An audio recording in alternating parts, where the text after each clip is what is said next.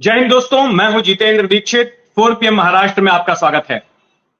दोस्तों, आने वाले 4-5 महीने में ही लोकसभा के चुनाव देश में हो जाएंगे और यह साफ हो जाएगा कि कौन कितने पानी में है। अगर महाराष्ट्र की बात करें, जो कि उत्तर प्रदेश के बाद सबसे ज्यादा लोकसभा सीटें देने वाला प्रदेश है, यहां से 48 लोकसभा के सांसद जाते हैं, वहां पर भी तमाम राजनीतिक दलों ने अपनी तैयारियां शुरू कर दी हैं।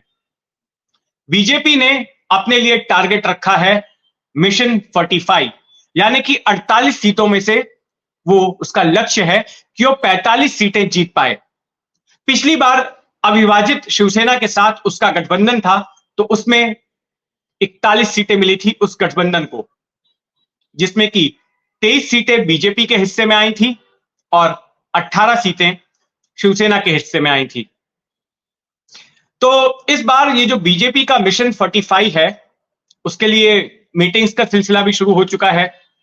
अभी 3 दिनों पहले ही विनोद तावड़े, बीजेपी के केंद्रीय नेता, उन्होंने नागपुर में महाराष्ट्र के नेताओं के साथ में बैठक की, जिसमें देवेंद्र फडणवीस समेत तमाम बीजेपी के नेताओं ने शिरकत की थी। एक तरफ बीजेपी 45 का लक्ष्य बनाया है बीजेपी ने, तो वहीं दूसरी तरफ एक दूसरी पार्टी बीजेपी को 30 सीटों पर झटका देने की तैयारी कर रही है। यह पार्टी है वंचित बहुजन आघाड़ी, प्रकाश आंबेडकर की पार्टी। डॉक्टर बाबा साहेब आंबेडकर के पोते हैं प्रकाश आंबेडकर, और उन्होंने हाल ही में जलगांव में एक रैली के दौरान यह कहा कि उनका यह टारगेट रहेगा कि बीजेपी कम से कम 30 सीटों पर हारे। उन्होंने ये नहीं कहा कि हम इतनी सीटें जीतेंगे, लेकिन उन्होंने कहा कि हम बीजेपी को इतनी सीटों पर हराएंगे, और इसके लिए सभी कार्यकर्ताओं को अभी से मेहनत में जुट जाना है। प्रकाश आंबेडकर इस वक्त एक राज्यव्यापी दौरा कर रहे हैं, जगह जगह पर जाकर अपने पार्टी के कार्यकर्ताओं को ऑर्गेनाइज कर रहे हैं। महाराष्ट्र में कुल 36 जिले हैं और हर जिले में जाकर प्रकाश आंबेडकर रैली ले रहे हैं और बीजेपी के खिलाफ रणनीति बना रहे हैं, बीजेपी को हराने के लिए। वंचित बहुजन आघाड़ी को महाराष्ट्र में हल्के में नहीं लिया जा सकता, और यह बात 2019 में सामने आई थी। 2019 में हुआ यह था कि वंचित बहुजन आघाड़ी एक तीसरे मोर्चे के तौर पर उसने चुनाव लड़ा था।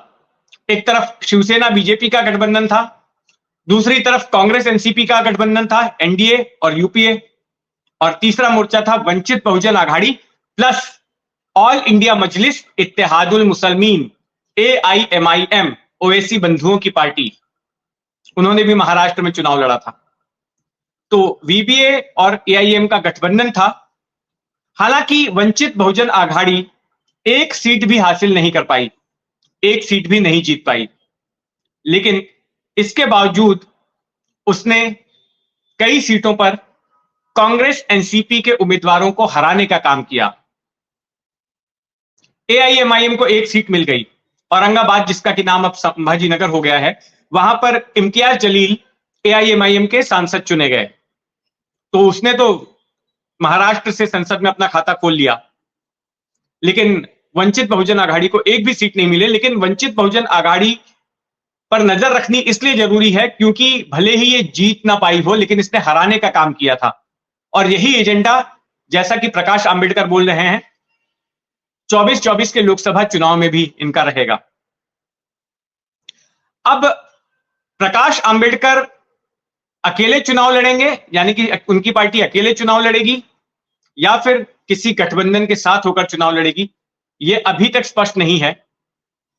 प्रकाश आंबेडकर चाहते हैं कि उनको इंडिया गठबंधन में ले लिया जाए, शामिल कर लिया जाए, और इसके लिए उद्धव ठाकरे भी तैयार हैं।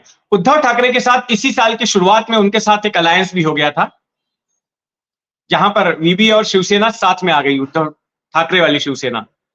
लेकिन पेच फंस गया है कांग्रेस और एनसीपी को लेकर, क्योंकि कांग्रेस और एनसीपी के कड़वे अनुभव रहे हैं प्रकाश आंबेडकर के साथ में, और ये दोनों पार्टियां पसंद नहीं करती हैं आंबेडकर को, और खास करके जिस तरह से 2019 में झटका दिया गया। कांग्रेस को सिर्फ एक ही सांसद मिल पाया, एक ही सीट पर कांग्रेस जीत पाई, जबकि 5 सीटों पर एनसीपी जीती थी। तो कहीं ना कहीं कांग्रेस के मन में वो चुभन तो है ही प्रकाश आंबेडकर को लेकर। और ये उम्मीद की गई थी कि कल जो इंडिया की बैठक होगी, दिल्ली में जो बैठक हुई, उसमें वंचित बहुजन आघाड़ी को लेकर कोई फैसला ले लिया जाएगा कि उनको गठबंधन में साथ में लेना है या नहीं लेना है। लेकिन अभी भी स्थिति स्पष्ट नहीं है। लेकिन सूत्र ऐसा कह रहे हैं कि उद्धव ठाकरे की मध्यस्थता के बाद में उद्धव ठाकरे शरद पवार को मना लेंगे, कांग्रेस को मना लेंगे और उसके बाद वंचित बहुजन आघाड़ी को साथ में ले लिया जाएगा। लेकिन अगर ले लिया जाएगा तो कितनी सीटें दी जाएंगी, यह भी एक बड़ा सवाल है, क्योंकि फिलहाल तो वंचित बहुजन आघाड़ी के पास में एक भी सीट नहीं है। जो पिछली मुलाकात हुई थी उद्धव ठाकरे और शरद पवार के बीच में, शरद पवार के घर पर, तो उसमें एक प्रस्ताव यह आया था कि 48 सीटों में से 22 सीटों पर अकेले उद्धव ठाकरे की शिवसेना के उम्मीदवार चुनाव लड़ेंगे और जो बाकी की बची 26 सीटें हैं वो आधी आधी बटेंगी एनसीपी और कांग्रेस के बीच में।